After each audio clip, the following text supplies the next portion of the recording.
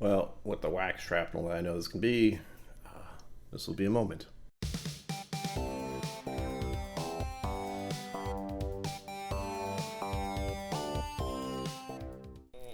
I got it.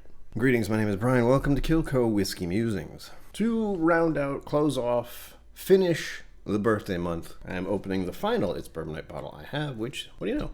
It's Knob Creek. Sadly, there's no fancy label or anything, but I can tell you a few of the details that are important. And that is that it's 60% ABV. So, I'm looking forward to it. I don't trust these.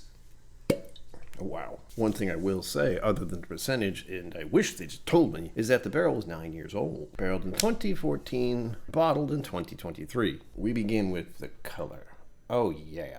We've been having a good amount of these serious hardcore amber bourbons, and this actually seems like it has a little red tint to it. To the nose. Ooh, damn. Ooh. This is a heavy one. It's dense. Some molasses, very, very little vanilla. The percentage of this isn't causing me any discomfort, which is nice. I find myself actually thinking about oak trees, and part of that is likely because I know I usually find these very dry and not sweet enough. So there's more tannin impact in my case. I'm also finding myself thinking of the Oreo cookie, like just the cookie itself, but it is inviting to the palate.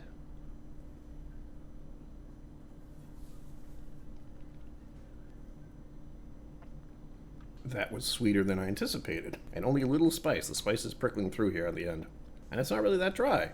Everything I just said is not happening in this one. What the heck? That's like good, but also kind of frustrating. It's always nice when a whiskey completely throws your expectations out the window. Next sip hole in the palate. See what happens next.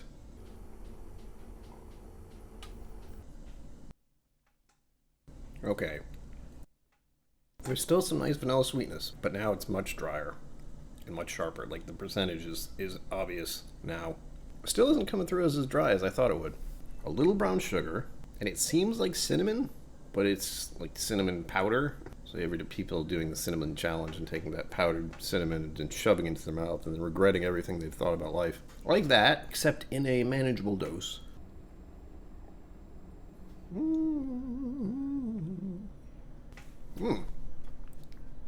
I think of hard caramel candies. Not so much Werther's. Those seem like to be sweeter than this. And it is getting a little numbing now that I've had a few sips. And the dryness is there. Only a little. And it's only starting and it's only on the middle of my tongue.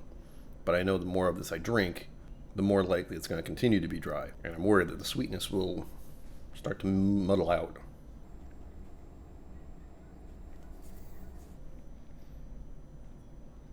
Not too oak forward. That's really nice. And if it weren't such a numbing feeling on my tongue right now, I would say the percentage wasn't showing up as much on the palate. So there's no real punch to it, but it's not making it extremely difficult to enjoy at first. But the more I drink it, the more it becomes a little numbing. It does get much harder to get tasting notes out of it as my tongue becomes numbed by the alcohol. I'm going to do one more just in case.